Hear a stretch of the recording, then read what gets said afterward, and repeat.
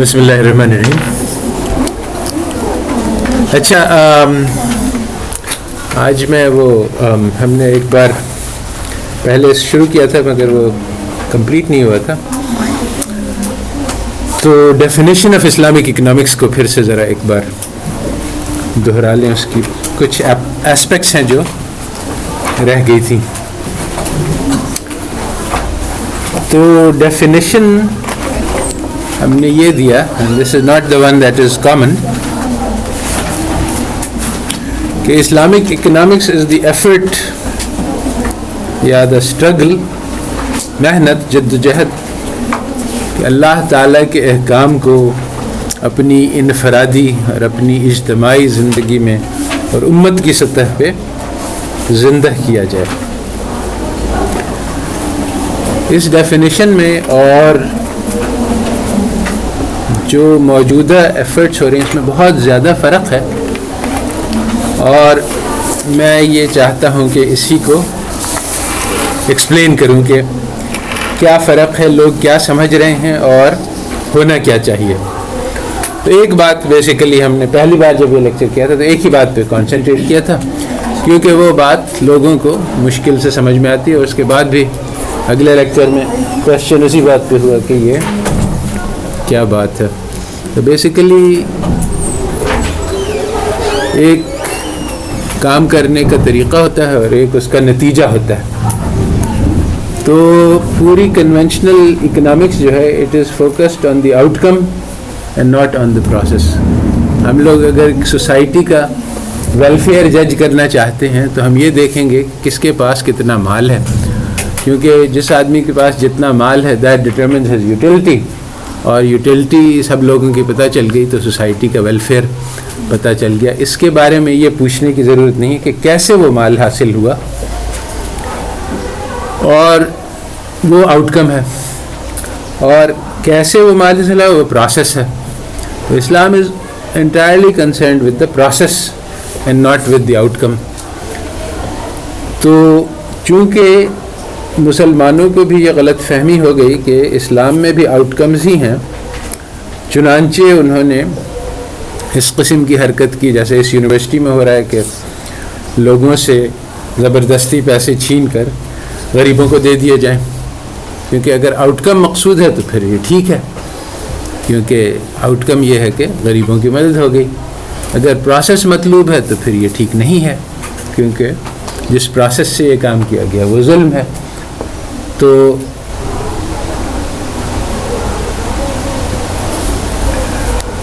اسلام میں focus process پہ ہے.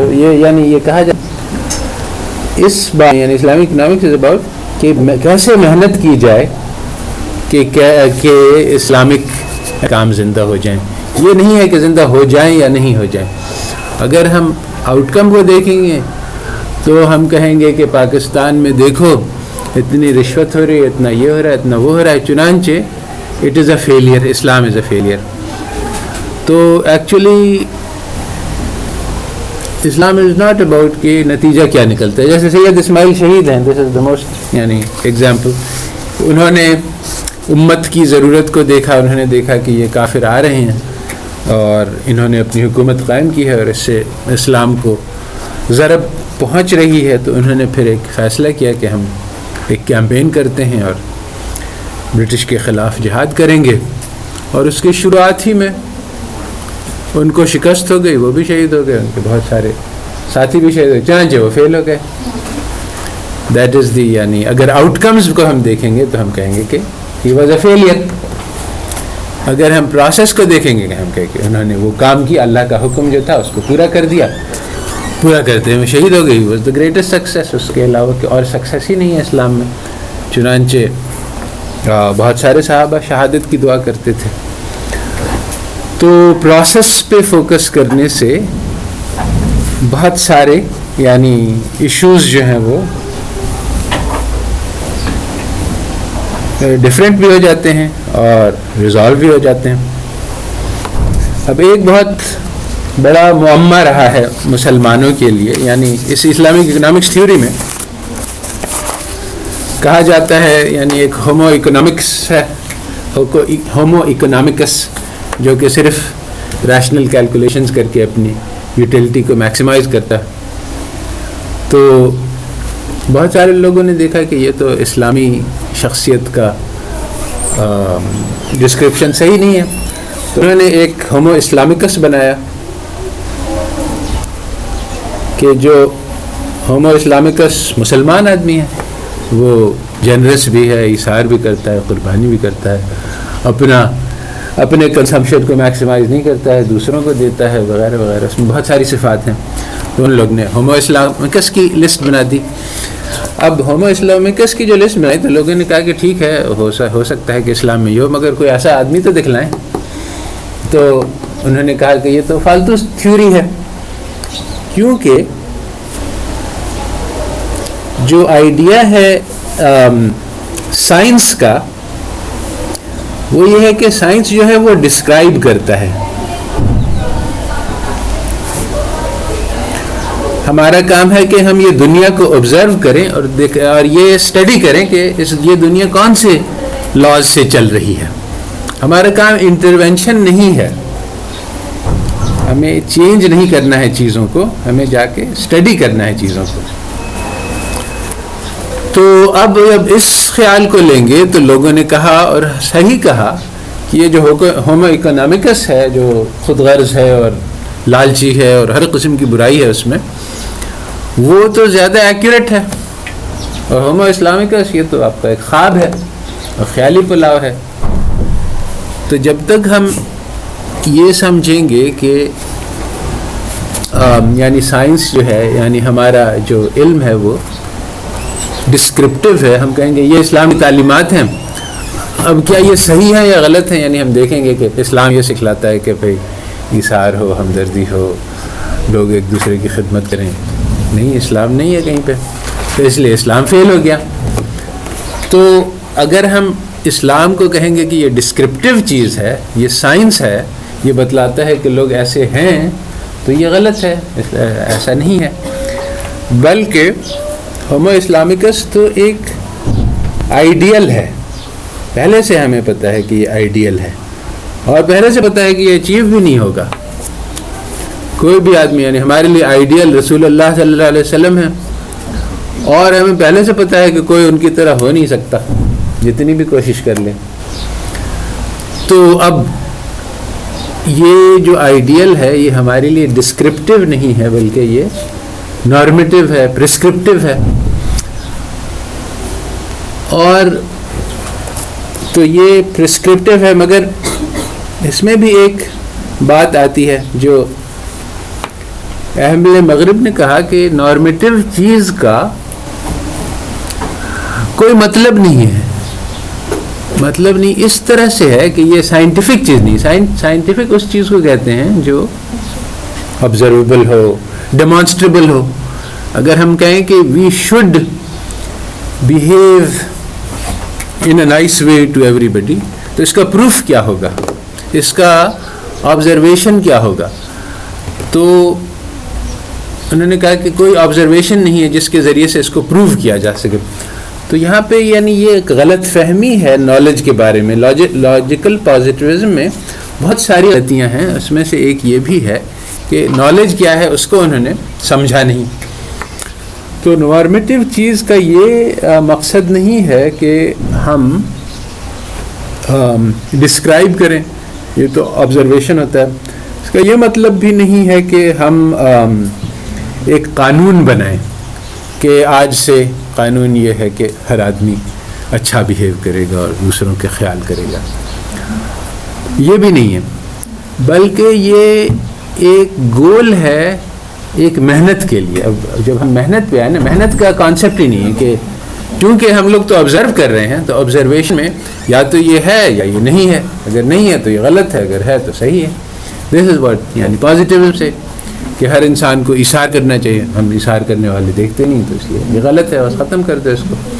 نہیں, ہم کہتے ہیں ہم انسان کو ایثار کرنا چاہیے اور لوگ ایثار نہیں کرتے ہیں, تو اب کیا کرنا چاہیے؟ اب ہم کیسے محنت کریں کہ جو لوگ ایثار نہیں کرتے ہیں وہ ایثار کرنے والے بن جائیں. ایمان ہے یہ, اللہ تعالیٰ پہ ایمان ہونا چاہیے. اب ہم دیکھتے ہیں کہ بہت سارے لوگوں کی ایمان نہیں, تو کیا کرنا چاہیے؟ ڈسکرپٹیولی فالس ہو گئی تھیوری. نہیں بھائی، اب ہمیں محنت کرنی ہے کہ وہ لوگ جن کے پاس ایمان نہیں ہے ان کے پاس کیسے ایمان آ جائے. یہ محنت ہے. اس محنت کا نام ہے اسلام. اسلام ہمیں امر بالمعروف اور نہیں عن المنکر کہتا ہے، اور امر بالمعروف اور نہیں منکر یہی بات ہے کہ لوگوں کو سکھلایا جائے کہ اچھائی کیسے کرتے ہیں، برائی کیسے نہیں کرتے ہیں. تو یہ انڈرسٹینڈنگ. تو اب ہومو اسلامکس جو ہے it is not a descriptively accurate, it is a goal target. اس پہ یہ رخ ہے جس سے محنت کی جائے. جس طرح سے یعنی مثال دے سکتے ہیں کہ وہ نارتھ سٹار ہوتا ہے، وہ آسمان میں ہوتا ہے، وہ اس تک پہنچ کوئی بھی نہیں سکتا، مگر وہ رخ پھر بھی طے کر دیتا ہے کہ نارتھ جانا ہے تو اس کی طرف چلو، تو نارتھ میں جاؤ گے. تو اس کا یہ معنی نہیں کہ ہم لوگ وہاں تک پہنچ سکتے ہیں، مگر رخ پھر بھی طے کر دیتا ہے. بالکل اسی طرح سے ہومو اسلامکس جو ہے وہ ایک رخ طے کر دیتا ہے کہ یہ ہے آئیڈیل. اب ہم اس پہ جہاں تک پہنچ سکیں اس کی کوشش کریں. اس کے بلکہ کئی جگہ پہ سٹیجز بھی بتلائے گئے ہیں کہ اچھا جو آئیڈیل ہے وہ تو یہ ہے، وہاں تک نہیں پہنچ سکتے تو یہ کر لو. جیسے عدل کا معاملہ ہے کہ سب سے اچھی بات تو ہے کوئی تم پر ظلم کرے تو تم اس پہ احسان کرو، یہ بہت آئیڈیل ہے.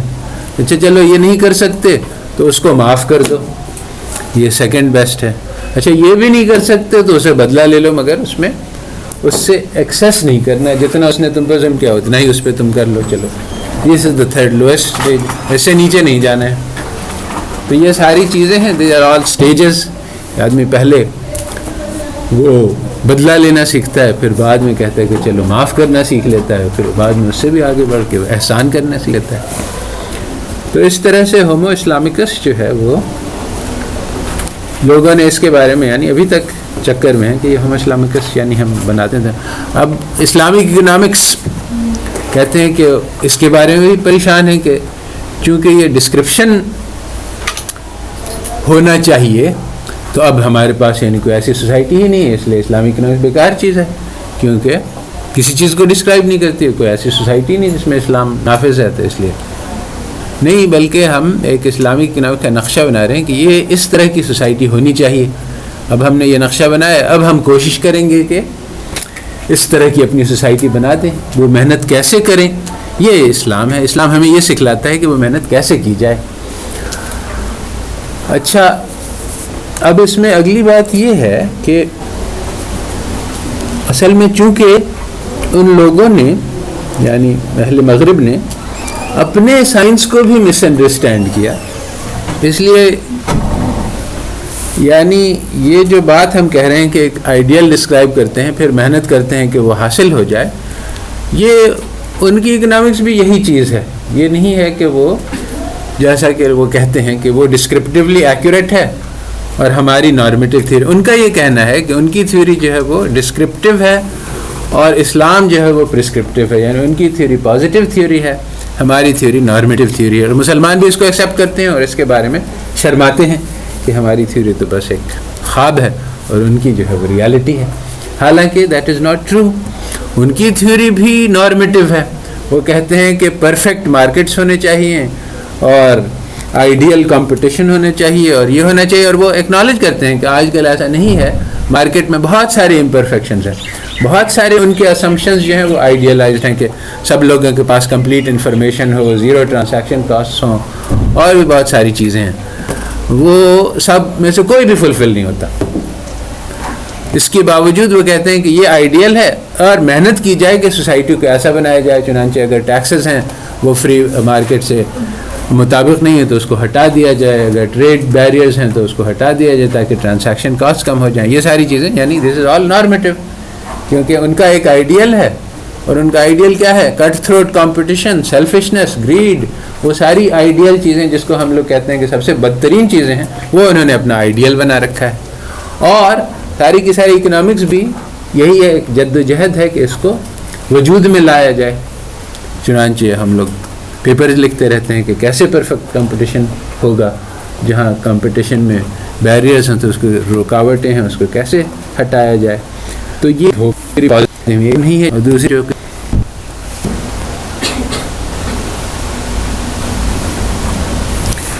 کہ نالج کس چیز کو کہتے ہیں. تو نالج تھیوری یہ ساری چیزیں اس کے بارے میں بہت سخت کنفیوژن ہے.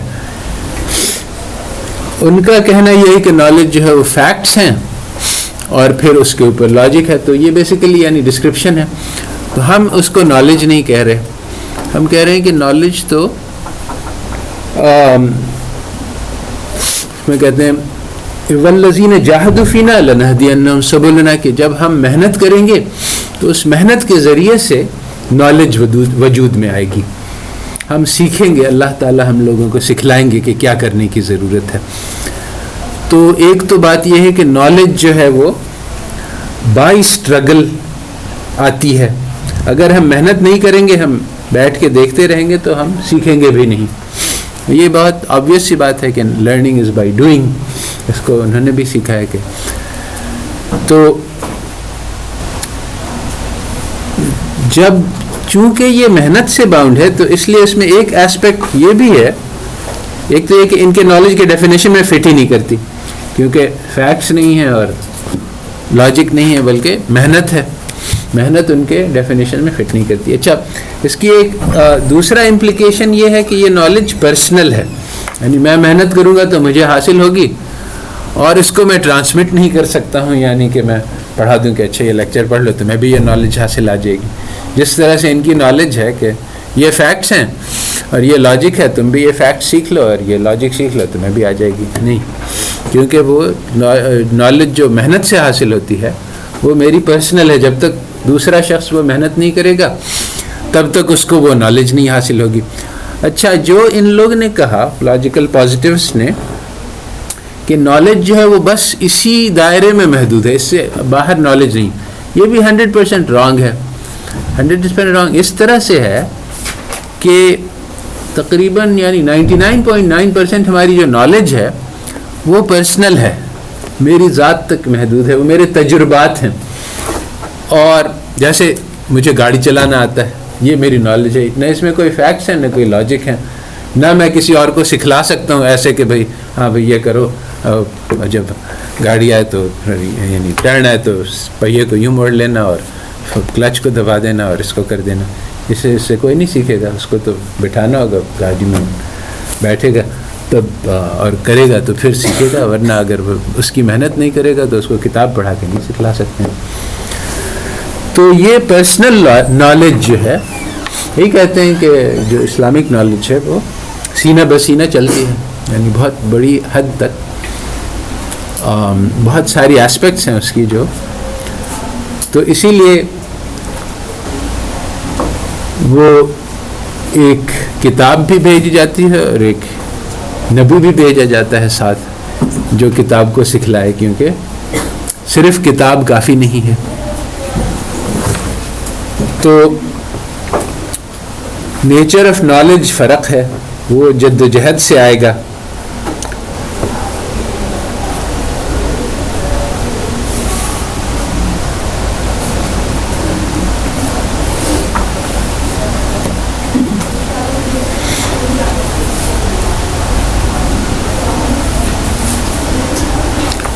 اس لیے وہ نالج پرسنل ہے, اس کو ٹرانسمٹ نہیں کیا جا سکتا ہے اس طرح سے جس طرح سے پازیٹیوسٹ نالج ٹرانسمٹ کی جاتی ہے. چنانچہ ہمارے ہاں یعنی اسلامی تعلیمی سسٹم میں ہمیشہ یہ ہمارا ٹوٹ گیا اور ختم ہو گیا تو کنٹینیوٹی نہیں رہی. ایک زمانے میں مدرسوں میں سب چیزوں کی تعلیم دی جاتی تھی, جیومیٹری بھی اور کیمسٹری بھی اور علم بھی. تو اس زمانے میں ساری, اب علم جو ہے اس کے دو حصے ہو گئے, ایک دنیاوی علم ہو گیا, ایک دینوی علم ہو گیا, دونوں میں آپس میں تعلق نہیں رہا. تو یہ سیکولر تھنکنگ ہے جو کہ جس کا اسلام میں کوئی حصہ نہیں, مگر چونکہ ابھی ہمارا نظام تعلیم جو ہے وہ مغرب سے بورڈ ہے تو اس لیے اس میں بھی وہی خامیاں ہیں جو مغرب والوں کے نظام میں ہیں. تو یہ تو بھی ایسپیکٹس کے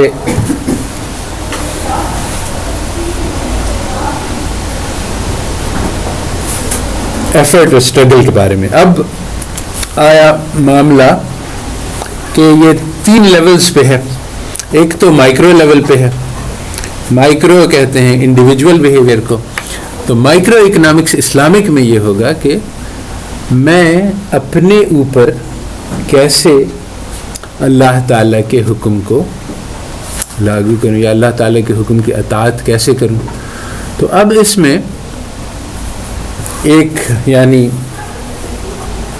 بات یہ ہے کہ اللہ تعالیٰ نے بتلایا کہ انسان کے نفس میں محبت ڈال دی گئی ہے چیزوں کی، سونے کی، چاندی کی، گھوڑوں کی.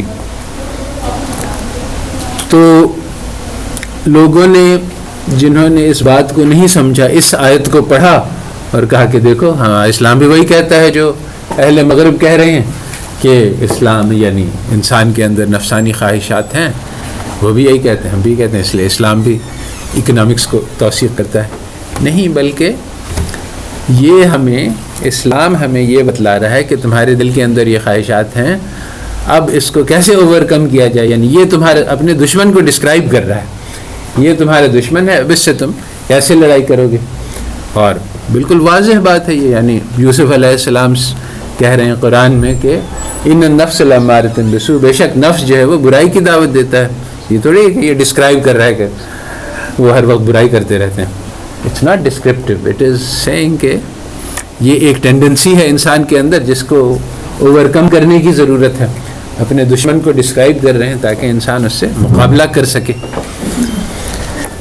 تو مائکرو اکنامکس یہ ہے کہ ہم پہچانیں کہ ہمارے اندر کون کون سی کمزوریاں ہیں اور اس کو کیسے ہم اوور کم کر سکتے ہیں. اس کی بھی بتلایا ہے طریقہ، بلکہ اسی کے اگلے آیت میں بتلایا کہ اس سے زیادہ بہتر وہ چیز ہے جو اللہ تعالیٰ کے پاس ہے. تو یعنی ہم اس بجائے اس کے کہ اس دنیا کی راہنائیوں پہ چلے جائیں اور غلط دھوکہ کھا جائیں، ہم آخرت کا خیال کر کے اس پہ صبر کریں. تو یہ سکھلایا جا رہا ہے کہ یہ تمہارے اندر ایک خامی ہے اور اس کو کیسے اوور کم کروں. تو اب یہ سٹرگل ہے اور یہ ہر وقت رہے گی، یہ نہیں ہے. اور اس کے بارے میں ہمارا دین ہماری رہنمائی کرتا ہے. یعنی ہمارا دین ہی نہیں بلکہ ہمارے بزرگوں نے جو کتابیں لکھی ہیں، انہوں نے شادی ہے، شیرازی ہے، بہت سارے جو تربیت کی کتابیں ہیں اس میں یہی بتلایا گیا کہ ہاں یہ ٹینڈنسیز ہیں، اب اس کو کیسے اوور کم کیا جائے. اس کے بہت ساری ٹیکٹکس ہیں، اسٹریٹجیز ہیں. جو ایک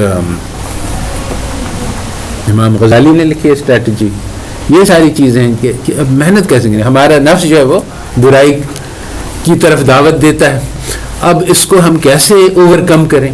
تو اس میں امام غزالی نے ایک ایڈوائس دی ہے جو مجھے یعنی ذاتی طور پہ بہت، ایک زمانہ تھا کہ میں بہت ٹی وی دیکھا کرتا تھا، موویز سے بہت شوق تھا اور صبح شام رات، اور سامنے لگ جائے تو پھر اتنا یعنی طاقت نہیں تھی کہ اس کو میں اوائڈ کر سکوں. بہت پسند تھا. تو پھر وہ امام غزالی نے ایک ایڈوائس دی ہے کہ اچھا کوئی گناہ ہے اس کو ترک نہیں کر سکتے ہو تو اس کو ڈیلے کر دو، اگلا کنواں والی اسٹریٹجی ہے کہ اچھا ٹھیک ہے دیکھیں گے تو مگر ابھی نہیں، تھوڑی دیر بعد دیکھ لیں گے. تو آج نہیں، چلو کل کی سیریل دیکھیں گے. اچھا ایک دن گزار دیا، اس پہ نفس راضی ہو جاتا ہے کیونکہ نفس سے کہیں کہ نہیں کبھی نہیں دیکھیں گے تو بغاوت کر دے گا. تو وہ کہیں گے چلو ٹھیک ہے، اس کو تھوڑا سا منا کے رکھو، چلو تھوڑی تمہاری اور تھوڑی میری. تو یہ ایک اسٹریٹجی ہے. یہ اسٹرگل کیسے کیا جائے اس کو سکھلا رہے ہیں امام غزالی. اور یہ میں نے آزمایا اور اگلا کنواں کرتے کرتے آہستہ آہستہ عادت چھوٹ گئی اور پھر جو ہے وہ اس کو چھوڑ دیا. اسی طرح سے نیکی کے بارے میں کہا ہے کہ انسان کے دل میں خیال آتا ہے کہ نیکی کرنے کا، اور شیطان کہتا ہے کہ ہاں کرو گے تو صحیح مگر چلو کل کر لینا. تو اس کو وہاں پہ اس کی بات نہ مانو، اور نیکی کا خیال ہے اس کو فوراً کر دو. تو یہ دونوں اسٹریٹجیز ہیں کہ کیسے اسٹرگل کرنا ہے اپنے نفس کے ساتھ کہ وہ اچھائی وجود میں آ جائے، کہ ہمارے اندر جو کمزوریاں ہیں اس کو کیسے اوور کم کیا جائے. یہ مائکرو اکنامکس اسلامک. اور اس کے بعد پھر دوسرا لیول ہے میسو، یہ کمیونٹی لیول ہے. یہ نارمل اکنامکس سے غائب ہے. حالانکہ اب اس کا احساس ہو رہا ہے کہ یہ بہت یعنی انٹرمیڈیٹ، مائکرو تو چھوٹا اور میسو انٹرمیڈیٹ اور میکرو بڑا. تو انٹرمیڈیٹ لیول کی اکنامکس غائب اس لیے ہو گئی کیونکہ یہ بھی ایک ہیلو آواز آ رہی ہے تم لوگ کو؟ اچھا ٹھیک ہے، بیچ میں ڈسکنیکشن ہو گیا تھا کیا؟ اچھا، تو انٹرمیڈیٹ لیول پہ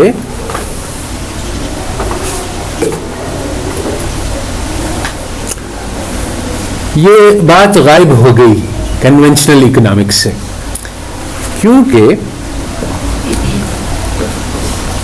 یہ بھی ایک میتھڈالوجی تھی ان کی، ان کو جس کو کہتے ہیں میتھڈولوجیکل انڈیویجولزم. یہ ایک فلسفہ تھا جو انہوں نے اختیار کیا اور ابھی بھی اختیار کیے ہوئے ہیں. اس کی بھی بعض وجوہات تھی. یہ ڈائریکٹلی لاجیکل پازیٹیوزم سے تعلق نہیں رکھتا ہے، مگر اسی طرح کی ایک چیز، غلط میتھڈالوجی ہے. اس میں یہ کہا گیا کہ اگر ہمیں سوسائٹی کو اینالائز کرنا ہے تو اس میں ہر انڈیویجول کو اینالائز کر لیں اور اس سے سب کو ایڈ کر لیں تو سوسائٹی بن جائے گی. تو یہ بظاہر عقل کی بات لگتی ہے، یعنی ہم ہر انڈیویجول کو انڈرسٹینڈ کر لیں تو ہم پوری سوسائٹی کو انڈرسٹینڈ کر لیں گے، مگر ہے نہیں، ایسا ہوتا نہیں ہے. کمیونٹی جو ہے اس کے جو رولز ہیں وہ الگ ہوتے ہیں اور انڈیویجول کے الگ ہوتے ہیں. اور اگر ہم ہر انڈیویجول کو الگ انڈرسٹینڈ کر لیں تو پھر بھی ہم یہ نہیں پریڈکٹ کر سکتے کہ ان کا اگر گروپ بنائے تو وہ کیا کرے گا، کیونکہ وہ گروپ کے جو انٹریکشنز ہیں وہ کچھ اور ہی ہوتے ہیں. اب مثلا یہ ایک نیشن ہے پاکستان، اس کا کوئی وجود نہیں. ہم کیا Pakistan is equal to the sum of all of its inhabitants? یہ ایسی بات نہیں. ہم کہیں مثلا کہ پاکستان انڈیا کی جنگ ہوئی، اب ہم اس کو کہیں کہ نہیں، اصل میں پاکستان تو کوئی چیز نہیں، it's a collection of individuals. ہم کہیں کہ اچھا احمد اور شاکر اور فلانا فلانا نے وہ رام داس اور فلانا سے جنگ کی. This doesn't make any sense, کیونکہ وہ سارے انڈیویجول کے نام بھی ساتھ لکھ دیں اور کہیں کہ ان ساروں نے ان ساروں سے جنگ کی، تو that doesn't make any sense, this did not happen. تو ہم کہیں کہ اچھا فوج کے آدمیوں کو لے لیں کہ اچھا یہ فوج تھی اور اس میں یہ لوگ تھے، ان لوگوں نے ان سے جنگ کی، تو یہ بھی صحیح نہیں ہے کیونکہ وہ لوگوں کا فردی معاملہ نہیں تھا. وہ جب تک وہ نیشن کی جو ایک کلیکٹیو کانسیپٹ ہے، it can not be reduced to the individuals. چنانچہ یہ آئیڈیا کہ ہم صرف انڈیویجولس کو اسٹڈی کریں اور اسی سے پوری سوسائٹی کا رزلٹ نکالیں، یہ غلط ہے، ایسا ہوتا نہیں ہے اور یہ ایک مسٹیک ہے جس کے بارے میں لمبی چوڑی بحث ہے. بہرحال تو ایشو یہ ہے کہ کمیونٹیز بنانا جو ہے یہ فی نفسہ ہی مطلوب ہے، اور اس میں بہت سارا یعنی اسلامک ٹیچنگز ہیں اس کے بارے میں کہ کمیونٹیز کیسے بنائی جائیں، جس میں پڑوسی کے حقوق آتے ہیں. یعنی اتنی ساری جو ایمفیسس ہے پڑوسی کے حقوق پہ، یہ سارا اس مسئلے کے بارے میں کہ کمیونٹی کیسے بنے گی. نیچرل کمیونٹی یہی ہے کہ انسان جو ہے وہ اپنے پڑوسیوں کے ساتھ اس کی کمیونٹی ہوتی ہے. ایک کمیونٹی قبیلے کے بیسس پہ ہوتی ہے، ایک زبان کی بیسس پہ ہوتی ہے، اور بھی جغرافیائی بیسس پہ ہوتی ہے. تو اسلام میں ان سب چیزوں کو ڈسکریج کیا گیا ہے کہ اس بیسس پہ یونٹی نہیں کی جائے کہ ہم فلانے قبیلے کے ہیں. یہ شناخت کے لیے ٹھیک ہے، یہ اجازت ہے کہ پہچان کروانے کے لیے کہ میں کون ہوں، مگر اس کی بیسس پہ دوسروں سے لڑا جائے یا اپنی برتری اس کو فوقیت سمجھا جائے، اس کی اجازت نہیں ہے. اور اس کی بھی اجازت نہیں کہ ہم اس اپنے قبیلے کے بھلائی کے لیے دوسرے قبیلوں کو نقصان پہنچائیں. اور تو اس لیے ایک تو کمیونٹی نیبرہڈ کے لیول پہ، دوسرے جو رسول اللہ صلی اللہ علیہ وسلم کر کے دکھلائے وہ مواخات ہے، یعنی بردرہڈ قائم کیا انصار اور مہاجرین میں، یہ بھی ایک طریقہ تھا کمیونٹی بنانے کا، اور اس کی بڑی تعریف آئی ہے یعنی قرآن میں کہ جو ہم نے محبت ڈال دی وہ اتنی قیمتی تھی کہ اس کو ساری دنیا کا خزانہ نہیں خرید سکتا تھا۔ تو یہ کمیونٹیز سے بہت سارے فائدے حاصل ہوتے ہیں۔ بیسیکلی جو تربیت ہے اس میں کمیونٹیز کا بہت بڑا دخل ہے، یعنی ماں باپ تو سکھلاتے ہیں بچوں کو کہ بھئی اخلاق مند ہو، بزرگوں کا ادب کرو، اور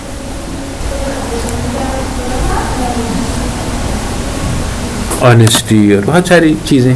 اب یہ ایکچولی جب تک کمیونٹی میں یہ ویلیوز نہیں ہو تب تک بہت مشکل ہوتا ہے اس کو ایکچولی بچے تک پہنچانا، یعنی صرف فیملی کے اندر سے وہ بات نہیں ہے وہ بچہ ادھر ادھر گھومتا پھرتا ہے محلے میں، اور اگر سب لوگ اس کے خلاف ہیں تو کہتا ہے میرے، یعنی کچھ دیر تک تو چلتا ہے تربیت، مگر اکثر بیشتر یہ ہوتا ہے کہ میرے پیرنٹس ذرا سا ایکسینٹرک ہیں اور دنیا میں تو ایسا ہوتا نہیں ہے۔ تو چنانچہ بچے کی تربیت میں اگر جب تک کمیونٹی ساتھ نہیں ہوتی تب تک وہ افیکٹو نہیں ہو سکتا۔ تو اس لیے کمیونٹی کو بنانا، اور اس میں اسی لیے یعنی اس کو حدیث میں اس طرح سے کہا گیا ہے کہ ایک بے نمازی کی نحوست جو ہے وہ 40 گھروں تک جاتی ہے، یعنی اگر جب تک ساری کمیونٹی ایک ویلیوز پہ نہیں ہے تب تک اس کے جو برے اثرات ہیں وہ بہت جگہ ٹرانسمٹ ہوتے ہیں۔ تو یہ کمیونٹیز کا بہت بڑا رول ہے جو اکنامکس میں، یعنی جو کنونشنل تھیوری ہے اس میں بالکل ریکگنائز نہیں ہوتا ہے، اور اسی کی بیسس پہ بہت سارے بڑے بڑے کام ہوئے ہیں جو اکانومسٹ نہیں کر سکے ہیں، جیسے گرامین بینک ہے، گو کہ اس میں بہت سارے نقصانات ہیں مگر اور سود پہ بیسڈ ہے اور لوگوں نے اس کو خواہ کا بہت چڑھا رکھا ہے، مگر ایک کلیئر بات یہ ہے کہ اس کی فنکشننگ اور سکسیس کمیونٹیز پہ بیسڈ ہے، کہ ان لوگ نے بجائے اس کے کہ انڈیویجول کو ٹارگیٹ کیا، کہ ایک شخص کو لون دیا اور کہا کہ تم اس کو واپس کرو، انہوں نے پوری کمیونٹی کو دیا، اس بندے کو دیا ہے مگر یہ تمہاری سوشل رسپانسبلٹی ہے کہ تم اس کو واپس کرو۔ چنانچہ اگر ایک بندہ ڈیفالٹ کرنے لگتا ہے تو باقی سارے اس کے پیچھے پڑ جاتے ہیں۔ یہ اچھا ایگزامپل نہیں ہے کیونکہ اس کے بارے میں بہت سارے پرابلمس ہیں جو، یعنی اس کو پیش کیا گیا ہے حل کے طور پہ پاورٹی کا، حالانکہ اس میں بہت سارے نقصانات ہیں اور قباحتیں ہیں۔ It is an example of action which is possible at community level, which is not possible at the individual level. جو زیادہ اچھا ایگزامپل ہے وہ ہمارا اورنگی پائلٹ پروجیکٹ ہے، اور ایک نہیں ویسے اس طرح کے بے شمار ایگزامپلس ہیں مگر یعنی چھوٹے چھوٹے ایگزامپلس ہیں۔ تو اورنگی پائلٹ پروجیکٹ میں یہ ہوا کہ اورنگی میں سورز نہیں تھے، گٹر لائنز نہیں تھیں، چنانچہ گندگی جو ہے وہ سڑکوں پہ رہتی تھی، جس سے بہت نقصان ہوتا تھا یعنی ہیلتھ کا۔ اور تو وہاں پہ اختر حمید خان گئے اور انہوں نے کہا کہ ہم لوگ یہاں پہ گٹر لائنز بچھائیں گے۔ تو لوگوں نے کہا کہ بہت اچھا، آ کے بچھا دیں ہم لوگ، مرحبا، نہیں ہم کچھ نہیں کریں گے، آپ لوگ بچھائیں گے۔ تو بڑے حیران ہیں ہم کیسے بچھائیں گے۔ تو بیسیکلی سب سے پہلے تو یہی مسئلہ کہا گیا، ان کو پیش کیا گیا۔ سب سے بڑا مسئلہ یہ ہوتا ہے کہ ایک تو یہ کہ ہمیں اپنی مدد آپ کرنا ہے، اور دوسرا یہ کہ ہم اجتماعی طور پہ کریں گے، کسی ایک آدمی کے بس کی بات نہیں ہے کہ وہ سارے محلے میں لائنز ڈال دے، اور بلکہ یہ بڑا مشکل کام ہے۔ اس لیے یعنی کہ نہ صرف یہ کہ ایک آدمی کے بس کی بات ہے بلکہ اس میں پیسے بھی بہت چاہیے۔ تو یہ کہا گیا کہ ہر آدمی اپنے گھر کے سامنے کا جو حصہ ہے اس میں تو لائن بچھا سکتا ہے نا، ہاں اتنا تو کر سکتا ہے کہ اتنا کھود لے خود سے۔ تو اب انہوں نے کہا ٹھیک ہے، اگر تم لوگ اس کو طے کرو کہ یہ کرنا ہے کام تو پھر میں تمہیں سپورٹ کر دوں گا، ٹیکنیکل سپورٹ، انجینئرز، ڈیزائن وغیرہ جو بیک اپ سپورٹ ہے، کام اصل تم لوگوں کو کرنا ہوگا۔ تو جب وہ اس پہ آمادہ ہو گئے کہ ہم لوگ خود کریں گے اپنا کام، اور بانٹ لیا تو پھر اس نے ٹیکنیکل کہ کیا کرنا ہے، کیسے کرنا ہے، کہاں سے پائپ خریدو، کون سی کوالٹی ہوگی، اور ٹریننگ وغیرہ بہت ساری چیزیں جو اس نے سپورٹ تو پرووائڈ کی، مگر انیشیٹو جو ہے وہ کمیونٹی سے آیا. پھر اس میں کمیونٹی میں بہت ساری ایسی چیزیں ہوتی ہیں جو اکنامکس کے لیے بہت بڑا مسئلہ ہے، جس کو کہتے ہیں پبلک گڈز کا مسئلہ. یہ ہے کہ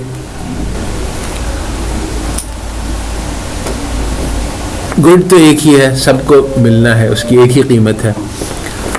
اب اس کی ویلیو بھی لوگوں کو ڈفرینٹ ہے اور اس کی ابیلٹی ٹو پے بھی ڈفرینٹ ہے. تو آپ لوگوں نے یہ اکنامکس میں پڑھا ہوگا، یہ کامن اکنامکس کا پرابلم ہے. ایک تو ہے کہ پرائیویٹ گڈ ہوتا ہے، وہ میں خریدتا ہوں، میں کھاتا ہوں. ایک یہ ہے کہ پبلک گڈ ہے، ایک ہی گڈ ہے، ہم سب کو ملے گا، جیسے آرمی ہے، ڈیفینس ہے وغیرہ. اب وہ کس لیول پہ، اب میری اس کے لیے یعنی جو آئیڈیل ہے، جو اکنامکس تھیوری ہے، وہ یہ ہے کہ ہر آدمی اپنی استعداد کے مطابق پے کرے. اگر ہم سب لوگوں کو ایک ہی پرائس چارج کریں گے تو وہ لوگ جن کو اس سے کم فائدہ ہوتا ہے یا جن کی استعداد کم ہے پے کرنے کی، ان کا نقصان ہو جائے گا، اور جو لوگ زیادہ فائدہ اٹھاتے ہیں ان کا زیادہ فائدہ ہو جائے گا. تو مگر یہ کیسے کیا جائے؟ کہ ہم لوگوں سے پوچھیں گے بھئی تم کو اس کا کتنا فائدہ ہوگا، تو وہ اس کے بارے میں غلط بتلائیں گے اکارڈنگ ٹو اکنامک تھیوری.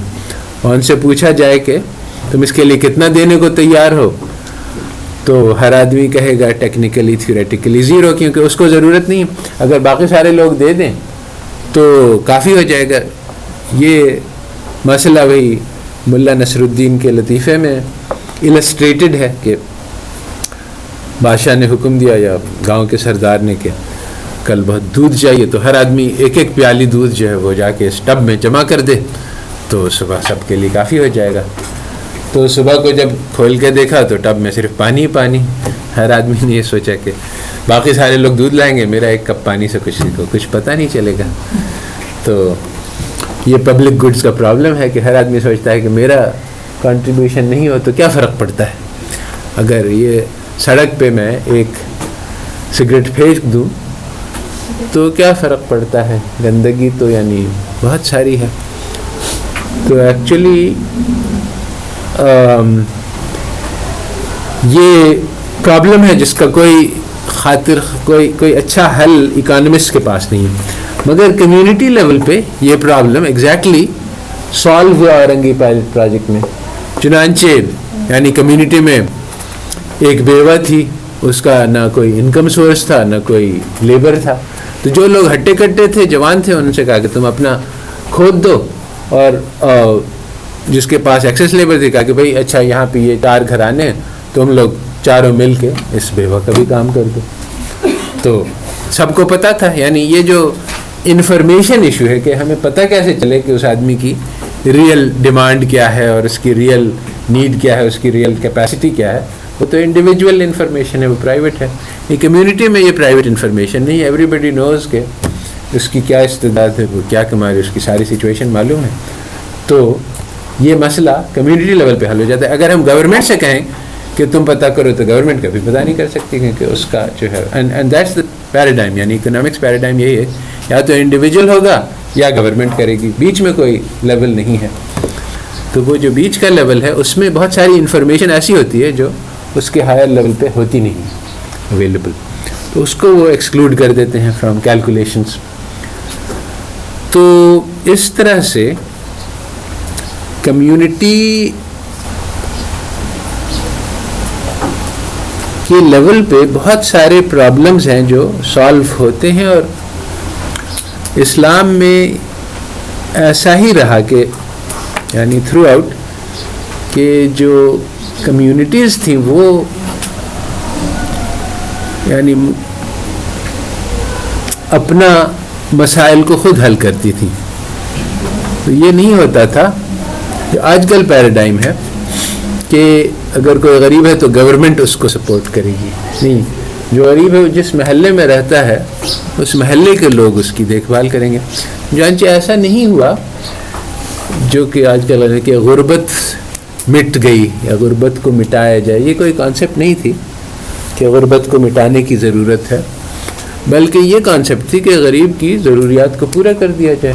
اگر کوئی آدمی ہے محلے میں جو غریب ہے تو لوگ اس کی جو بھی ضرورت ہے اس کو کھانے کی ضرورت ہے اس کو کھانا پہنچ جاتا تھا, اور اس کے بچوں کو تعلیم کی ضرورت تعلیم ہو جاتی تھی. جو بھی اس کی ضرورت ہے لوگ اس کو دیکھ کے اس کو پورا کر دیتے تھے. یہ نہیں ہے کہ اس کو غربت ختم نہیں ہو جاتی تھی مگر اس کی بھوکا نہیں رہتا تھا.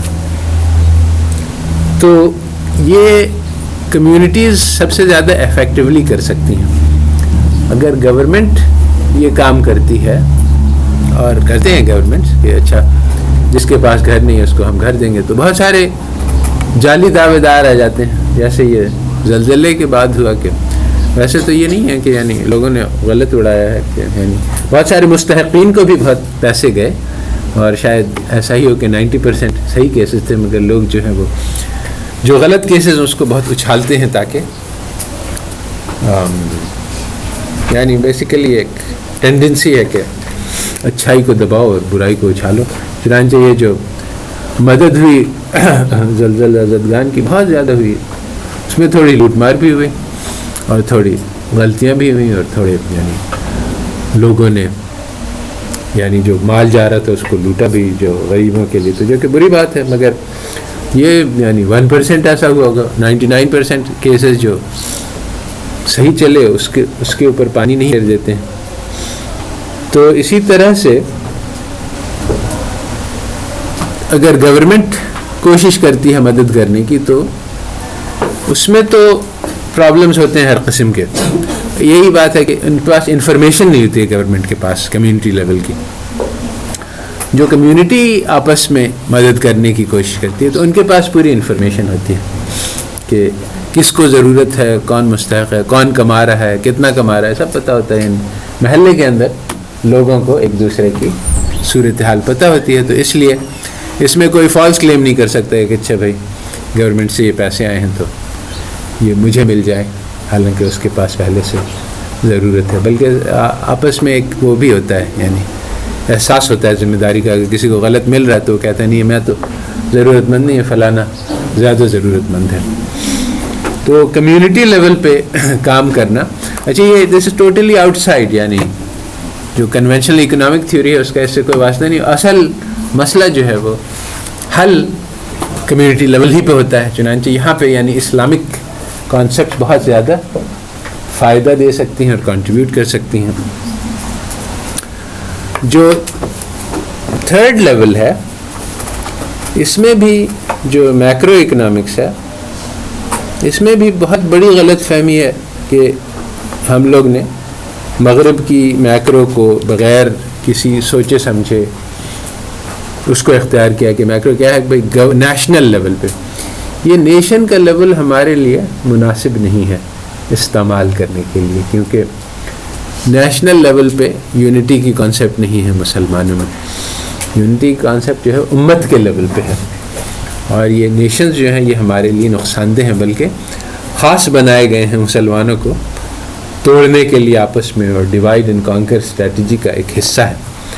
اور نیشن سے بہت نقصان ہوا ہے, یعنی ساری دنیا کو, صرف اسلام کو نہیں. یہ یورپ میں آپس میں نیشنز میں بٹ گئے, پھر ایک دوسرے سے لڑتے رہے. World War I ہوئی, World War II ہوئی, جس میں کروڑوں لوگ مارے گئے, بہت سارے نقصانات ہوئے. بلکہ یورپ میں جو آج کل جو بہت ساری قسم کی برائیاں ہیں مرد اور عورت کے اعتبار سے, اس کی ایک وجہ ہے کہ سارے نوجوان مارے گئے World War I میں. مرد ہی بہت تھوڑے تھے, عورتیں بہت زیادہ تھیں. جرمن عورتوں نے مظاہرہ کیا کہ ملٹیپل میرجز کی اجازت ہو جائے, کیونکہ بائبل میں لکھا ہوا ہے کہ بہت سارے پرافٹس تھے, ان کی بہت ساری وائفز تھیں, بہت سارے لوگوں کا تذکرہ ہے. تو اور کہیں پہ بھی اس کی ممانعت نہیں ہے یہ بائبل میں کہ ایک ہی شادی کرے انسان, کہیں پہ بائبل میں قانون نہیں ہے ایسا. اور یہی ہے کہ ایب نارمل سچویشنز کے لیے, جیسے کہ وار کے بعد پیدا ہوئی, اس کی ضرورت ہے. تو مظاہرہ تو کیا مگر وہ چرچ نے قبول نہیں کیا اس کو، اور اس نے منوگمی ہی پہ اصرار کیا کہ ایک ہی شادی کی گنجائش ہے، جس کے وجہ سے بہت بڑی بڑی برائیاں پیدا ہوئیں جو زیادہ نقصان دہ تھیں۔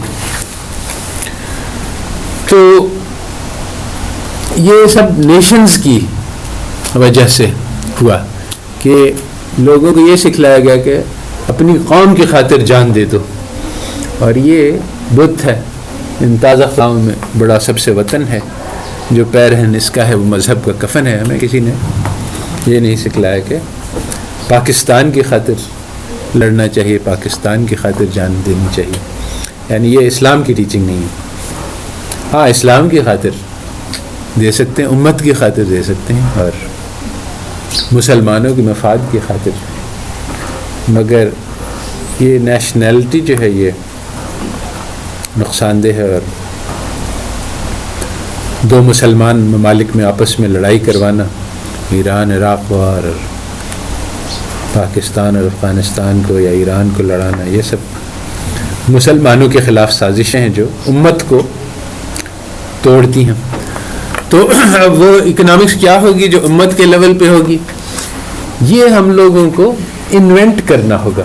یہاں پہ اجتہاد کی ضرورت ہے، محنت کی ضرورت ہے، یعنی ایسا کوئی مسئلہ نہیں ہے بہت بڑا۔ یعنی ایک تو سمپل سی بات یہ ہے کہ ٹریڈ جو ہے وہ فری ہونا چاہیے امت میں، یہ نہیں ہے کہ ایران کی امپورٹس پہ ہمیں ٹیکس لگانا پڑے اور پاکستان جو ہے اتنا تو ہو سکتا ہے آسانی سے۔ اس طرح سے بہت ساری چیزیں ہیں، مگر جو میجر پوائنٹ یہاں پہ سمجھنے کا ہے وہ یہ ہے کہ نیشن ایجاد ہوئے، یہ ہمیشہ سے نہیں ہے کہ نیشنز ہوتے آئے ہیں، بلکہ جو آرگنائزیشنز رہے ہیں جس طرح سے، یعنی کہ اس میں یہ نیشن سٹیٹ ایک نئی کانسیپٹ ہے جو ویسٹ میں ایجاد ہوئی، اور بیسیکلی اس سے پہلے کیا تھا کہ جو یونٹی تھی وہ شہر کے لیول پہ تھی، اور شہر میں کے آس پاس گاؤں ہوتے تھے وہ بھی اس کے زیر اثر ہوتے تھے، اور اسی لیے یعنی ہندوستان میں بہت سارے بادشاہ تھے لوکلی۔ ایک سلطنت تھی مگر اس کا یعنی کافی کمزور کنٹرول ہوتا تھا دور دراز کے علاقوں پہ، بیسیکلی یعنی ہر جگہ آزاد ہوتی تھی، اپنے اپنے کام خود ہی چلاتے تھے، یعنی بیسیکلی بہت سارے سیلف سفیشینٹ کمیونٹیز تھیں چھوٹی چھوٹی۔ تو یہ نیشن والوں نے یعنی جو یورپ میں انوینٹ ہوا، اس میں یہی ہوتا تھا کہ ایک شہر کی دوسرے شہر سے لڑائی ہو جاتی تھی، کبھی کسی نے کسی پر ریڈ کر دیا، اسی طرح سے یعنی، اور یہاں بھی یہی تھا، یعنی ہندوستان میں بھی چھوٹے موٹے بادشاہ تھے، بہت سارے تھے، یعنی انگنت تھے ایک طرح سے، اور ایک دوسرے کی آپس میں کبھی لڑائی ہوگی کبھی صلح ہوگی، اس طرح سے چلتا رہتا تھا۔ تو وہ یورپ والوں نے نیشنز بنائے کہ بہت سارے 4-5 شہر ایک ساتھ مل گئے، تو انہیں دیکھا کہ جب یہ یونٹی قائم ہوتی ہے تو پھر یہ 4-5 شہر مل کے اگر ایک چھوٹے سے شہر پہ حملہ کریں تو وہ اس کو ریزسٹ نہیں کر سکتا۔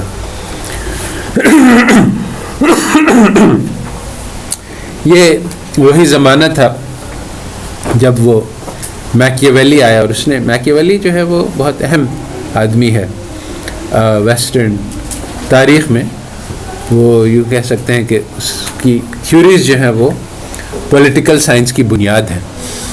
اس نے کہا کہ گورن کرنے کے 2 طریقے ہوتے ہیں، تو ایک تو یہی ہے کہ محبت کے ذریعے سے، کہ آپ اتنے اچھے کام کریں کہ آپ کی رعایا جو ہے وہ آپ کی چاہنے لگے اور آپ کی اطاعت وہ اپنے دل سے کرے۔ اس نے کہا کہ یہ طریقہ غیر مؤثر ہے، یہ چھوٹے پیمانے پہ چلتا ہے، تھوڑے سے لوگوں پہ چلتا ہے، مگر اگر بڑے پیمانے پہ کوئی آدمی کام کرنا چاہتا ہے، بڑی حکومت، تو اس کو پھر ڈنڈا استعمال کرنے کو، لوگوں کو ڈر کے ذریعے سے اطاعت کروانا، یہ زیادہ افیکٹو طریقہ ہے۔ تو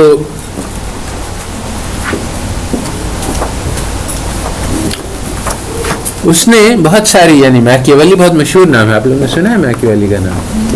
ہاں صرف مجھ سے سنا ہے؟ اچھا، میکیاویلی بہت مشہور ہے، اس طرح سے مشہور ہے کہ یہ ہیلو کوئی کچھ کہنا ہے آپ کو؟ ہیلو؟ نہیں سر ٹھیک ہے. اچھا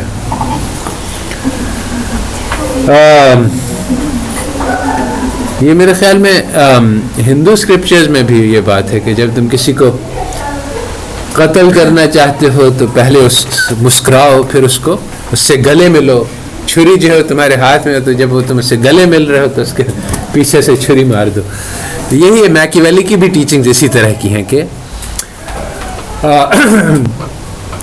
اپنے پاپولیشن کسی فرضی دشمن سے ڈرائے رکھو اور یعنی ان کو دھوکہ دو اور یعنی ایک یعنی سازش کرو کہ کوئی دشمن چڑھائے اس سے ڈرے، پھر تم ان کو فیک ریسکیو کر لو، پھر ان کو بتلاؤ کہ دیکھو میرا کتنا بڑا احسان ہے تمہارے اوپر کہ تم کو بچایا. اور اسی طرح سے یعنی بہت ساری اس نے ٹیکٹکس بتلائی ہیں کہ اپنی رعایا کے کیسے اپنی بات منوائی جائے، زور سے، سبٹرفیوج سے، جھوٹ سے، فراڈ سے، ہر قسم کے. چنانچہ یہ سبق ان لوگوں نے بہت اچھی طرح سے سیکھ لیے اور کافی عرصہ تک اسی طرح سے مسلمانوں کو دھوکہ دیتے رہے اور اپنی رعایا کو بھی. یعنی یہ جو ڈیموکریسی ہے اس میں یہ بتلایا جاتا ہے کہ ہر انسان برابر ہے اور سب کو برابر کا حق ہے. گورنمنٹ آف دا پیپل ہے. مگر اس کی جب تھیوری دیکھی جائے تو پتہ چلتا ہے کہ یہ ایک فریب ہے جو عوام کو دیا جائے گا تاکہ ان کو بغاوت کرنے کا خیال نہ آئے، کہ ان کو تسلی دی جائے گی کہ نہیں تمہاری باتیں سنی جا رہی ہیں مگر اصل میں ان کی بات نہیں چلے گی. اور اس کے یعنی بہت سارے شواہد ہیں. تو اس میں یہ بھی بات شامل ہے کہ عوام کو دل میں نیشن کی محبت بٹھائی جائے تاکہ وہ اس کے لیے مرنے کے لیے تیار ہو جائیں، ورنہ اگر نیشن کے لیے وہ لڑ نہیں سکیں گے تو پھر وہ نیشن کی پاور جو ہے نہیں پریزرو ہوگی. تو اسی طرح سے یہ نیشن سٹیٹس جو ہیں وہ ایمرج کیے اور یہ بہت پاورفل ثابت ہوئے. اور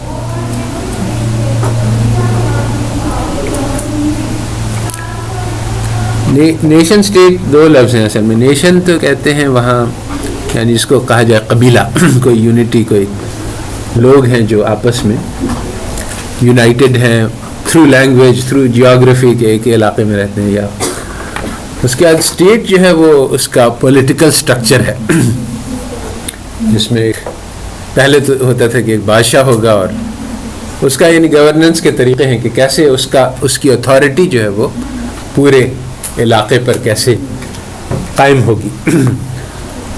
تو یہ نیشن سٹیٹ یورپ میں بنے اور اس کا یہی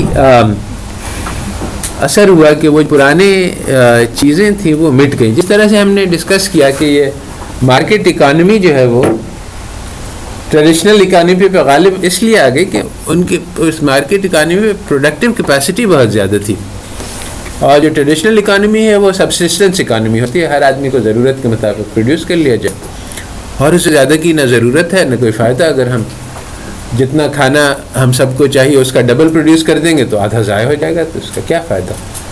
اس لیے سبسسٹنس اکانومی اپنے ضرورت کے مطابق پیدا کرتی ہے، جبکہ جو مارکیٹ اکانومی ہمیشہ ضرورت سے زیادہ پیدا کرتی ہے اور پھر اس کو استعمال کر کے یعنی ویپنز بناتی ہے اور بہت ساری اور چیزیں جو کہ جس کی وجہ سے اس کو پاور ہوتا ہے اور دوسروں کے اوپر جبر کرنے کا. تو بالکل اسی طرح سے جب یہ نیشن بنے تو یہ جو ٹریڈیشنل طریقہ تھا آرگنائز کرنے کا، چھوٹے چھوٹے شہر اور چھوٹی چھوٹی کمیونٹیز، وہ بہہ گئے ان کے سامنے. حتیٰ کہ یعنی ساری دنیا پہ ان لوگوں نے قبضہ کر لیا، یورپ والوں نے، اور یہی سکھلایا کہ بھائی یہی بیسٹ طریقہ ہے کیونکہ یہ ہمارا طریقہ ہے. اور یہ نیچرل ہوتا ہے کہ جو آدمی شکست کھا جائے وہ اس پہ لاجیکل غور نہیں کرتا ہے کہ یہ انگریز نے ٹوپی پہن رکھی ہے اس لیے اس کو حکومت آ گئی. نہیں، ٹوپی کا کوئی ریلیونس نہیں ہے، مگر اتا ترک نے یہی قانون پاس کر دیا ترکی میں کہ یہ لوگ غالب آ گئے ہیں ساری دنیا پہ، تو ضرور اس میں کچھ ٹوپی کا بھی دخل ہوگا. تو ہر شخص یہاں جو ہے وہ سوٹ پہنے اور ہیٹ پہنے، اس کے ابھی تک ترکی کے قانون میں ہے. تو اسی طرح سے جب یورپ تمام دنیا پہ غالب آ گیا، انہوں نے کہا کہ ہمارا یہ طریقہ نیشن سٹیٹ کا یہ بیسٹ ہے، تم لوگ بھی اس کو اختیار کرو. تو ہم لوگ نے بھی اس کو اختیار کر لیا بغیر سوچے سمجھے. تو اب یہ میکرو اکنامکس جو ہے وہ یہی ہے کہ اب نیشن سٹیٹ کی اکنامی کو کیسے چلایا جائے. تو یہ ان کی ایک ایجاد ہے، کہنے کا مقصد یہی ہے، انہوں نے ایک طریقہ ایجاد کیا اور اس کے فضائل سنائے کہ یہ اس کے یہ فائدہ ہے، یہ فائدہ ہے، یہ فائدہ ہے. اس کے ہیں بہت سارے فائدے، مگر اس کے جو نقصانات ہیں بہت زیادہ ہیں جو جتنے فائدے ہیں. تو اس لیے یہ طریقے کو ہم بجائے اس کے کہ ان کی قصے کو سنیں اور اس کو سکسیسفل مانیں، ہم کہیں کہ یہ بہت ہی نقصان دہ قصہ ہے اور یہ بہت ہی انسانیت کے لیے مضر ہے، اور ہم اس کو ریجیکٹ کر دیں اور ہم اس اپنی یونٹی کو امت کے لیول پہ قائم کریں. تو اب یہ کیسے ہوگا، اس کے بارے میں ہمیں اجتہاد کرنا ہوگا. جس طرح سے انہوں نے اجتہاد کے ذریعے سے نیشن قائم کیا، میکیویلی کی تھیوریز کو استعمال کر کے اس کو رائج کیا، ہماری تھیوریز میکیویلی کے ایگزیکٹلی اپوزٹ ہیں. اب ہم اس کو کر کے دکھائیں کہ وہ اتحاد پیدا کریں امت میں، جو حدیث میں آیا ہے کہ یہ امت ایک بدن جیسی ہے، اور کہیں پہ بھی اگر تکلیف ہو تو سارے بدن کو تکلیف ہوتی ہے. تو اس کے لیے یعنی یہ اب ایک آئیڈیل ہے، یہ ہماری ایک نارم ہے. اب اس آئیڈیل کو کیسے اچیو کیا جائے، اس کے لیے ایک محنت درکار ہے. اب وہ محنت کیا ہے وہ ہم اسٹڈی کر سکتے ہیں صحابہ کی زندگی سے، اور پھر اس کو کیسے کیا جائے، اس کو جب ہم کریں گے تب اللہ تعالیٰ ہمیں راستے دکھائیں گے کہ اس راستے پہ کیسے آگے بڑھنا ہے.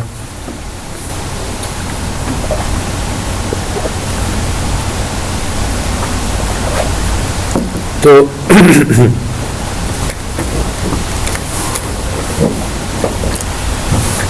اسلامک اکنامکس جو ہے اس کا کنونشنل اکنامکس سے کوئی تعلق نہیں، بلکہ ہم لوگ یعنی ہماری جو کانسیپٹس ہیں وہ ہر لیول پہ ڈفرینٹ ہیں. ان کو کنفیوز کرنے کی وجہ سے بہت سارے نقصان یعنی ہو رہا ہی ہے اس وقت کے ہم لوگ امیٹیٹ کر رہے ہیں کہ اچھا ان کا انسٹیٹیوشن بینک ہے اس لیے ہمیں بھی بینک چاہیے، حالانکہ اسلامی تاریخ میں کبھی بھی کوئی بینک نہیں رہا ہے. ہمارے پاس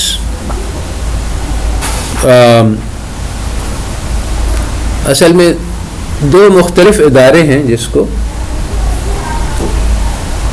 کمبائن کر دیا گیا ہے رینک میں، اور ہمارے یہاں یہ ہمیشہ سے مختلف رہے ہیں اور الگ رہے ہیں. ان کو کمبائن کرنے سے بہت نقصان ہوتا ہے. اچھا یہ تو میرے خیال میں یہ لیکچر میں نے کمپلیٹ کر لیا. میرے خیال میں تھوڑا سا ڈسکشن کر لیتے ہیں آج ہی.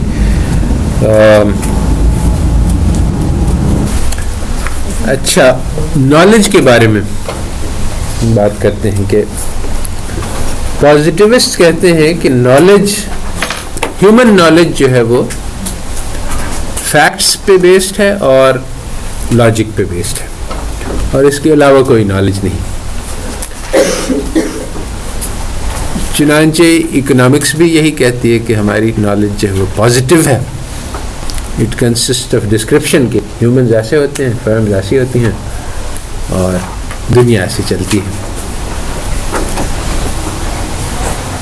تو اس میں کیا پرابلمس ہیں یعنی اسلامک پوائنٹ آف ویو سے،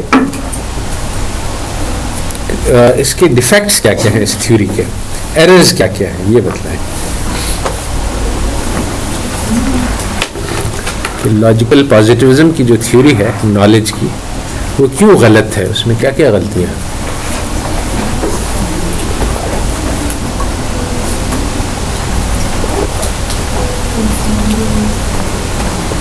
ایک نہیں بہت ساری غلطیاں ہیں اس لیے. جی پہلی بات تو یہ ہے نا کہ اسلام میں ہے کہ ان سین پہ بلیو کیا جاتا ہے, بالکل. لیکن جب ہم لاجیکل پوزیٹیزم کی طرف آتے ہیں تو یہ والا اسپیکٹ بالکل ہی ختم ہو جاتا ہے. بالکل صحیح ہے. یہ ایک ڈیفیکٹ ہے کہ لاجیکل پازیٹیو کا دعویٰ یہ ہے کہ انسین ایگزسٹ نہیں کرتا, یا ایکچولی اتنا اسٹرانگ نہیں کہتے ہیں کہ انسین کو ہم سائنس میں اس کو استعمال نہیں کر سکتے, صرف سائنس صرف سین چیز سے ڈیل کرتا ہے, یہ ان کا دعویٰ ہے. مگر یہ ایک تو اس کا جواب اس کا رد کرنے کے لیے یہ کہہ سکتے ہیں کہ بھائی اسلام ہمیں سکھلاتا ہے کہ غیب پہ بھی ایمان لانا ہے. یہ مسلمانوں کے لیے تو کافی ہے, مگر یہ لوگ خود اس کو یعنی سیکولر لوگ نے بھی اس کو ریجیکٹ کرنے پہ مجبور ہوئے. وہ کیوں؟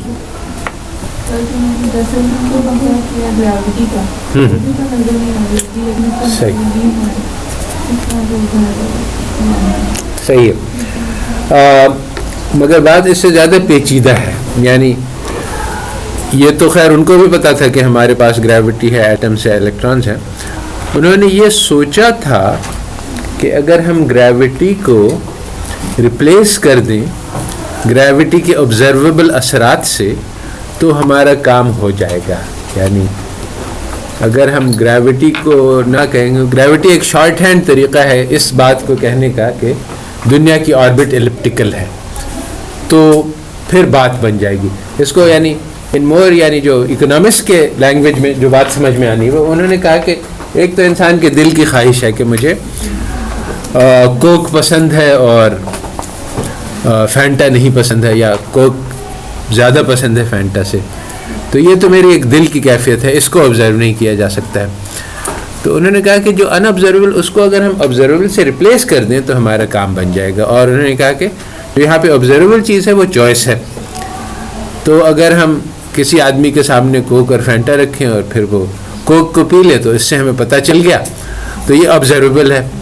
تو یہ پازیٹیوزم کا آئیڈیا یعنی یہ کہنا کہ گریوٹی انسین ہے چنانچہ پازیٹیوزم رانگ ہے, یہ دس از ٹو سمپل.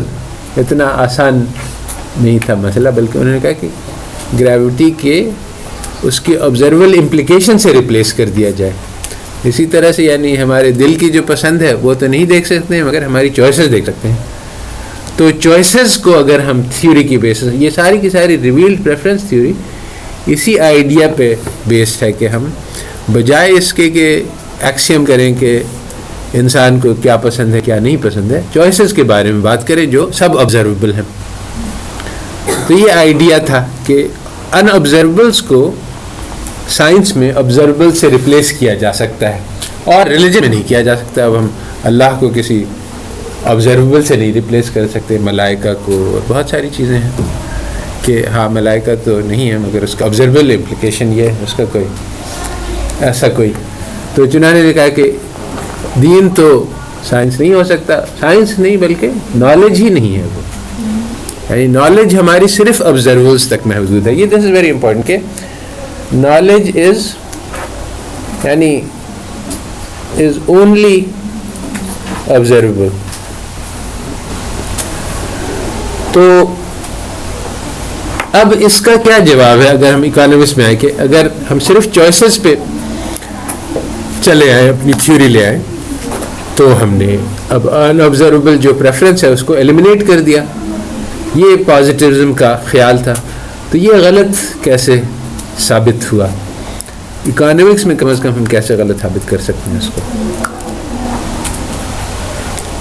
کہ چوائسیز سے کام نہیں بنتا, ہمارا ان آبزرویبل تک جانا پڑے گا. سب جب پریفرنس کی ہم بات کرتے ہیں, جب دل میں ہی کوئی بات نہیں ہے اس کو چوز کرنے کی کہ یہ مجھے پسند ہے یہ مجھے ناپسند ہے, تو چوائس کس طرح سے آئے گی؟ چوائس تو اس پریفرنس پہ ہی بیس کرے گی نا کہ یہ چیز مجھے پسند ہے اس لیے میں نے اسے چوز کیا. تو اس بیس پہ ہم اس کو ریجیکٹ کر سکتے ہیں. سر یہ ساری چوائسیز کو ایک کنسیڈر کرتے ہیں, مطلب جو نیڈ ہے, جو آپ کی نیسسری ہے ریکوائرمنٹ, جو لگژریز ہیں, ان سب کو ایک کنسیڈر کر کے پھر اس کو جو ہے فلفل کرنے کی کوشش کرتے ہیں. یہ نہیں کہہ سکتے کہ بھئی کچھ زیادہ جس ضروری چیز ہے اس کو فلفل کیا جائے. یہ جو آپ کہہ رہے ہیں یہ تو ایک امپلیکیشن ہے پازیٹیوزم کا کہ جب ہم چوائس کو صرف آئیں گے تو پھر ہم کون سی چیز ضروری ہے کون سی چیز محض ایک وم ہے اس میں فرق نہیں کر سکتے. چوائس ایسی ہی ہے چاہے ہم یعنی وہ تو دل کی ایک کیفیت ہے جس کے بارے میں ہم کہہ رہے ہیں کہ ایک اس کو اضطراب ہے کہ اس کو چاہیے پانی یا اور ایک یہ ہے کہ ایسے ہی خواہش ہے. یہ دل کی ایک کیفیت کا نام ہے, اس کو آبزرو نہیں کیا جا سکتا. اور جو چوائس ہے چوائس میں نیڈز اور وانٹس میں فرق نہیں نظر آتا, وہ تو ایک ہی جیسی ہیں. مگر میں یہ کہہ رہا تھا کہ اگر یعنی جو پازیٹیوس ہیں وہ کہتے ہیں صرف چوائس کو دیکھو, مگر یہ پازیٹیو فیل ہو گیا کیونکہ صرف چوائس کو دیکھنے سے کام نہیں بنتا. یعنی جو کیا نام ہے جو پروین نے کہا وہ صحیح کہا اس نے کہ جب تک ہم دل کی کیفیت کے بارے میں بات نہیں کریں گے تب تک ہم چوائس کو نہیں ایکسپلین کر سکتے. اسی طرح سے سائنس میں بھی یہی بات ہوئی کہ جب تک ہم گریوٹی کی بات نہیں کریں گے, جب تک وہ فورس نہیں ہے تب تک وہ آربٹ ایکسپلین نہیں ہو سکتی. جب تک وہ الیکٹرانز اور وہ ایٹمز اور وہ چیزیں نہیں ہیں تب تک وہ جو ڈسکرپشن ہیں, جو ایٹمز خود نظر نہیں آتے مگر ان کے اثرات سے ہمیں ان کو پہچانتے. تو جب تک وہ ایٹم نہیں ہے تب تک وہ اثرات نہیں ایکسپلین ہوتے. اسی طرح سے جب تک اللہ نہیں ہے تب تک وہ جو سارے اس کے مینیفیسٹ جو آیات نظر آ رہی ہیں اس ہم ایکسپلین نہیں کر سکتے تھے. تو یہ پازیٹزم فیل ہو گیا, سائنس کے اندر فیل ہو گیا وداؤٹ یعنی ریلیجن کے. سائنٹسٹ نے کوشش کی کہ ہر جو ان آبزرویبل کانسیپٹ سائنس کے اندر ہے اس کو ریپلیس کر دیں آبزرو سے. اس کی کوشش ہوئی, باضابطہ محنت ہوئی کہ مگر بعد میں پتہ چلا کہ نہیں, یہ نہیں کیا جا سکتا, ان آبزرویبلس کو ہر جگہ ڈال دیں. اس کی میں نے صرف مثال کے طور پہ اکنامکس میں یہ سمجھایا ہے کہ جیسے چوائسیز ہیں وہ آبزرویبل ہیں, پریفرنسز ان آبزرویبل ہیں. تو کیا ہم پریفرنسز کو ایلیمینیٹ کر سکتے ہیں؟ نہیں. کیوں نہیں کر سکتے ہیں؟ اس کا کیا جواب ہے؟ دس وڈ بی یعنی پروین نے تو سمجھا دیا مگر مجھے خدشہ یہ ہے کہ زیادہ تر لوگوں کو یہ بات نہیں سمجھ میں آئی, اور یہ کوشچن ہو سکتا ہے ایگزام پہ.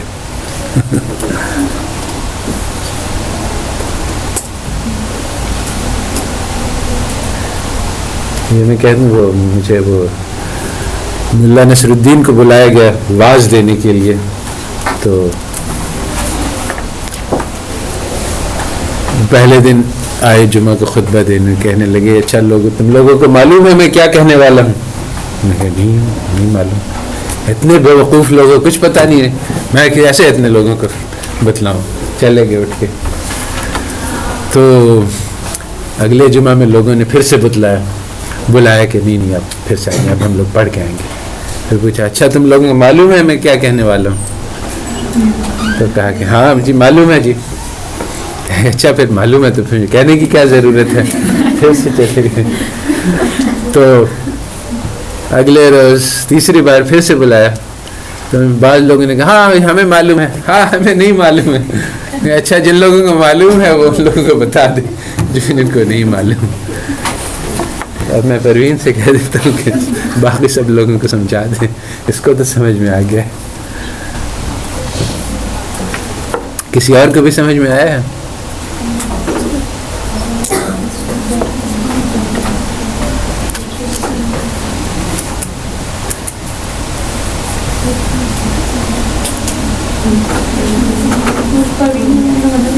چوائس ابھی ہے کہ جب ہم کسی کو پریفر کریں ہمارے زندگی کو ہم پریفر کر رہے ہیں تو چوائس کر رہے ہیں.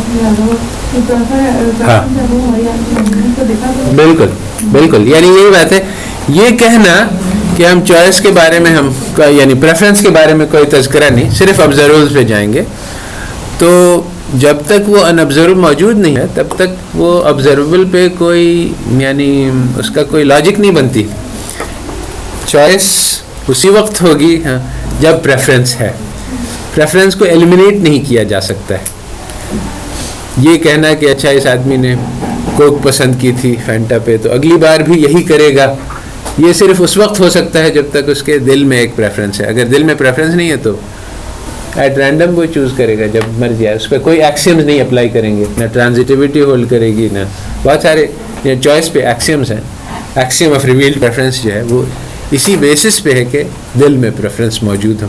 اسی طرح سے جو یہ صرف ایک نمونہ ہے، یہ یعنی اسی طرح سے ہر جگہ جہاں یہ کوشش کی گئی کہ ان آبزرویبلس کو نکال دیا جائے اور صرف آبزرویبلس پہ جایا جائے، وہاں فیل ہو گئی کوشش. اور اسی طرح سے یہ دین کا معاملہ ہے کہ انہوں نے یہ کوشش کی اللہ تعالیٰ کو کیلکولس سے نکال دیں اور وہ بھی فیل ہو گئی. تو یہ تو ایک امپلیکیشن ہے کہ ان سین ورسز سین. اور ایک اس کا امپلیکیشن یہ بھی ہے جو پازیٹیوسٹ نے کہا. میں بیسیکلی پازیٹیوزم کے ایررز بتلا رہا ہوں کیونکہ اس وقت بھی زیادہ تر دنیا، حالانکہ یہ فلاسفی پوری فیل ہے، مگر زیادہ تر لوگ ابھی بھی پازیٹیوزم ہی کے زیر اثر ہیں. پوری کی پوری اکنامکس پازیٹیوزم ہی پہ چل رہی ہے ابھی بھی. یعنی فاؤنڈیشنز اس کے پازیٹیوز تھے اور کبھی انہوں نے جا کے اس کو چینج نہیں کیا، حالانکہ وہ پوری فلاسفی کلیپس ہو چکی ہے. تو ابھی بھی یہ سمجھنا ضروری ہے کہ پازیٹیو میں کیا کیا پرابلمس تھے، کیونکہ ابھی تک یہ بات سمجھی نہیں جاتی. تو ایک تو انہوں نے یہ کہا کہ نالج از اونلی آبزرور، اس کا ہم نے رد بتلا دیا. دوسری بات جو اسی سے متعلق ہے وہ انہوں نے کہا کہ اس کے علاوہ کوئی نالج نہیں. یعنی انسان کی جو نالج ہے وہ ساری کی ساری آبزرویشنز اور فیکٹس سے آتی ہے. ہم یہ کہتے ہیں کہ نہیں، انسان کے پاس اور قسم کی بھی نالج ہے. اب اس کا کیا دلیل ہے؟ Second mistake of positivism. ایسے تو بہت ساری. ہاں ٹھیک ہے، یہ مسلمانوں کا ایک یعنی فار انٹرنل آڈینس. اب میں اصل میں دونوں سائڈ دیکھنی پڑتی ہے کیونکہ غیر مذہب والوں سے بھی بحث کرنی پڑتی ہے، اور بہت سارے لوگ ہیں جو ہیں تو مسلمان مگر وہ پھر بھی ان کے یعنی ان سے آرگیو کرنا ہو تو ان سے غیر مسلمانوں ہی کی طرح سے آرگیو کرنا ہوتا ہے. تو یقیناً سب سے پہلی اور پکی بات یہ ہے کہ جب ہمارے پاس قرآن ہے اور الہام ہے اور وحی ہے، اور یہی ایک چیز ہے جو نالج ہے. دراصل یہ باقی ساری چیزیں جس کو نالج کہا جا رہا ہے یہ تو ایسے ہی گیس ورک ہے. اور اس کی بھی ہم دلیل دے سکتے ہیں کہ یعنی یہ جو جس چیز کو سائنس کہہ رہے ہیں یہ تو بحث گیس ورک ہے. وہ بس جو سائنٹیفک لا ہے اس کی حیثیت یہی ہے کہ ہم پچھلے 1000 سال سے یا 10,000 سال سے یہ دیکھتے آ رہے ہیں کہ ہر روز سورج طلوع ہوتا ہے، تو ہم نے ایک سائنٹیفک لا بنا دی کہ سورج طلوع ہوگا کل، اور اگر کل کو قیامت آ گئی تو یہ فیل ہو جائے گی. تو لا یہی ہے کہ بس ایک پیٹرن ہے، ہم نے دیکھ لیا چل رہا ہے اتنی دیر سے، تو آگے چلو آئندہ بھی یہی چلتا رہے گا.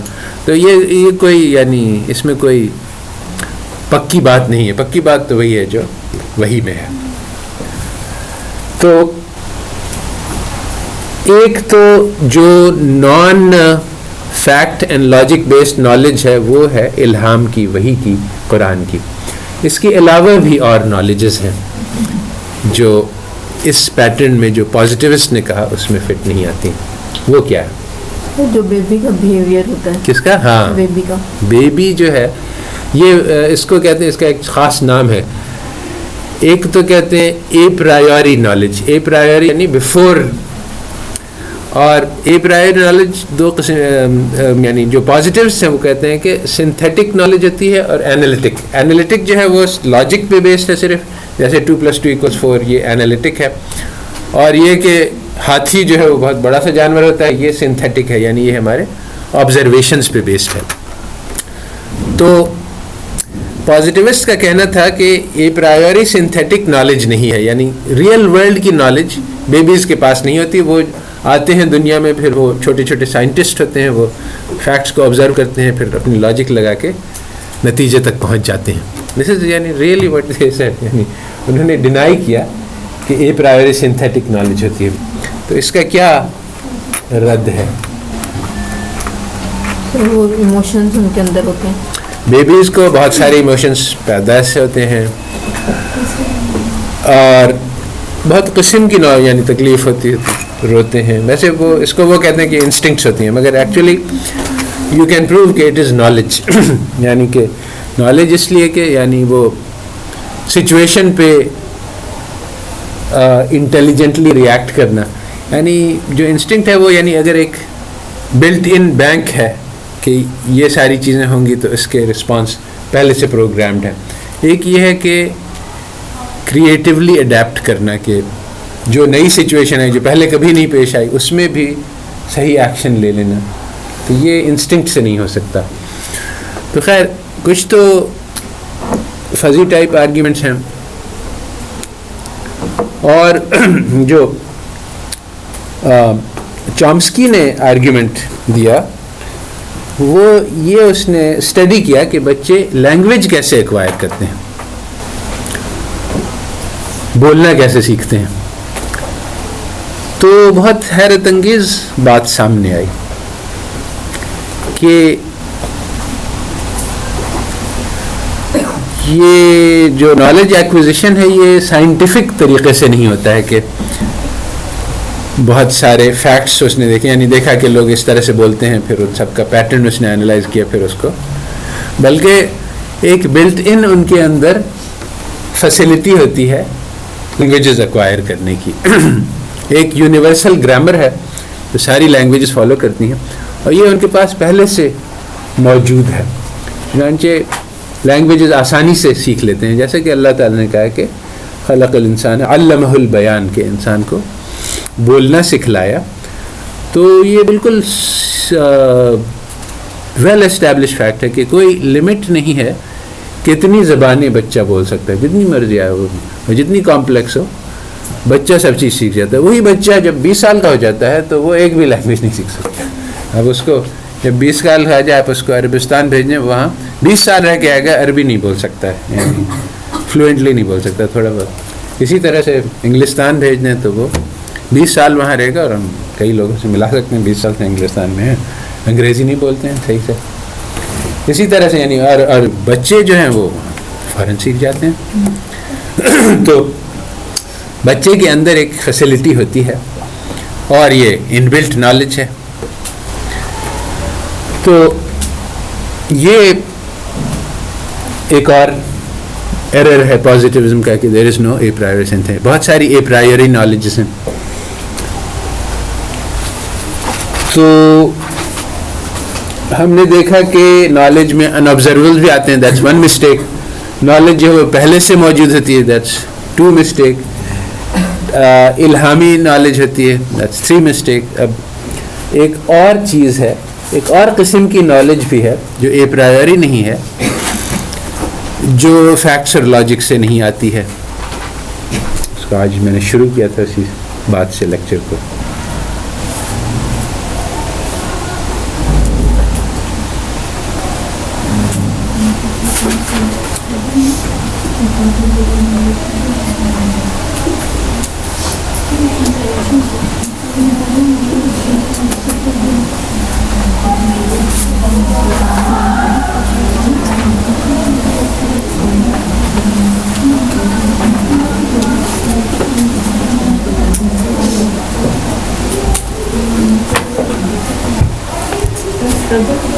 ہاں بالکل, جو چیز انسان محنت سے سیکھتا ہے وہ فیکٹس اور لاجک سے نہیں. ہم اگر تیرنا سیکھیں یا کراٹے سیکھیں تو یہ ہمارا ایک ایکسپیرینشل نالج. ایک آدمی جو ہے تیر اندازی سیکھتا ہے تو اس کے پاس جو نالج ہے وہ فیکٹس اور لاجک کی نہیں ہے, وہ ایک وہ پریکٹس سے وہ سیکھا ہے, اور وہ کر سکتا ہے جو دوسرے لوگ نہیں کر سکتے ہیں, اور اس کو وہ ایکسپلین بھی نہیں کر سکتا ہے کہ یہ میں کیا کرتا ہوں, اچھا بھائی نشانہ لگاؤ, اور نہیں کر سکتا.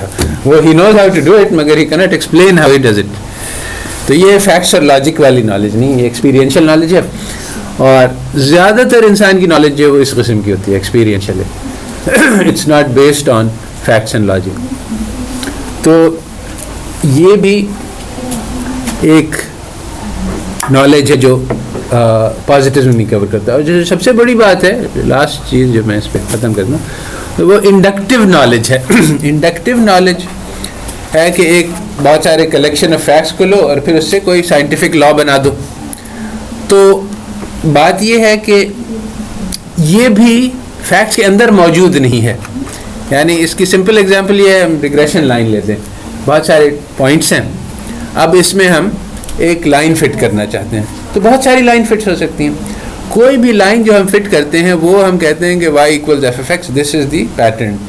तो ये y equals F F x जो है ये हमारे ये डॉट्स में नहीं है, ये हमने उसके ऊपर इम्पोज किया, जैसे हमने कहा कि लाइन है, तो ये हमारे दिल से एक इजाफा है।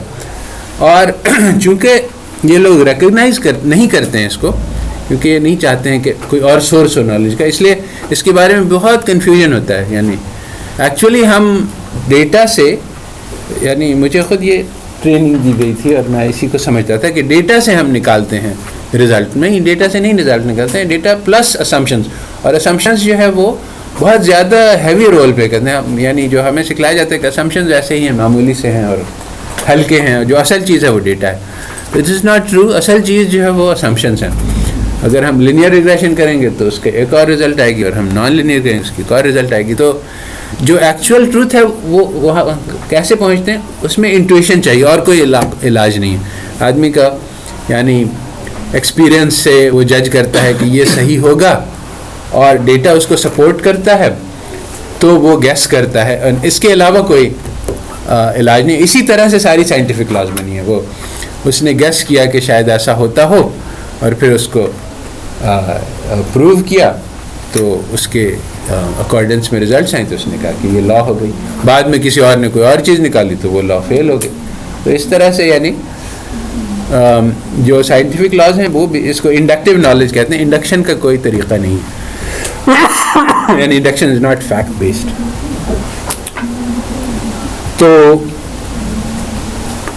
That's it. फिर ये यानी पॉजिटिविज्म है, इसके एक पॉजिटिव का एक असर जो है बहुत कॉमन है, बहुत कॉमनली बिलीव्ड है कि भाई मुझे सिर्फ फैक्ट्स बतलाओ, I don't want to know opinions. Opinions जो है वो कम दर्जे की चीज़ है, और फैक्ट्स जो है वो ज़्यादा दर्जे की चीज़ है। हालांकि ऐसा कोई बात नहीं है, बल्कि नॉलेज जो है वो फैक्ट्स प्लस ओपिनियन है, और दोनों आपस में घुले मिले हैं, इन दोनों को अलग नहीं किया जा सकता है। यही वो बात है जो पॉजिटिव नॉर्मेटिव डिस्टिंक्शन में भी आ गई है कि हम फैक्ट्स को अलग कर सकते हैं और वैल्यूज़ को अलग कर सकते हैं, ये भी नहीं हो सकता, इन दोनों मिले जुले हैं। अगर हम इस बात को देख रहे हैं कि यानी किसके पास कितने पैसे हैं, दिस इज़ ऑब्जर्वेबल फैक्ट, तो मगर हमने इस पे क्यों फोकस किया, हमने ये क्यों नहीं सोचा कि किसके अखलाक कितने अच्छे हैं। इसलिए कि हमारी नॉर्म्स ये हैं, हमारा ख्याल ये है कि पैसा सभी कुछ है। जब हमने ये समझ लिया तो फिर अब ये बहुत अहम हो गया कि हम मेजर करें कि वेल्थ ऑफ नेशंस। अभी यानी मसलन इकोनॉमिस्ट के पास, हमारे पास फेडरल ब्यूरो ऑफ स्टेटिस्टिक्स है, उसमें हर किस्म की स्टेटिस्टिक जमा होती है, कितना पाकिस्तान में एग्रीगेट वेल्थ है, कितना प्रोडक्शन हुआ, कितनी फैक्ट्रीज हैं, ये सारे का डेटा मिल जाएगा।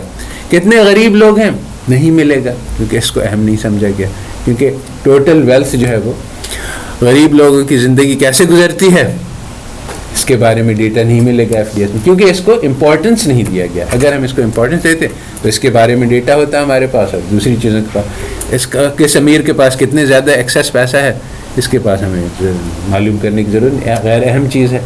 मगर इसको जब अहमियत दी गई तो फिर इस पर फैक्ट्स जमा हुए। अब हम वो कह रहे हैं कि ये देखो ये फैक्ट है, मगर ये फैक्ट नहीं है, इसके पीछे एक वैल्यू है, जिस वैल्यू के तहत यानी जो एडम स्मिथ ने कहा और उसके बाद उसके फॉलोअर्स ने कहा कि असल में इट मैटर्स कि जो वेल्थ है वो, और इट डजंट मैटर कि किसके पास है। अगर नेशन के पास वेल्थ है तो चाहे एक आदमी के पास सारे वेल्थ हो, चाहे बटी हुई, इट डजंट मैटर। तो डिस्ट्रीब्यूशन के इश्यूज़ को हमने स्टडी नहीं किया। 4 साल आपने पढ़ा, डिस्ट्रीब्यूशन के बारे में कुछ नहीं पढ़ा। पैसा कैसे जमा करते हैं इसके बारे में बहुत कुछ पढ़ा। ये वैल्यू है, ये फैक्ट नहीं है। ठीक है। सुभान रब्बिक रब्बिल इज्जति अम्मा यसिफून।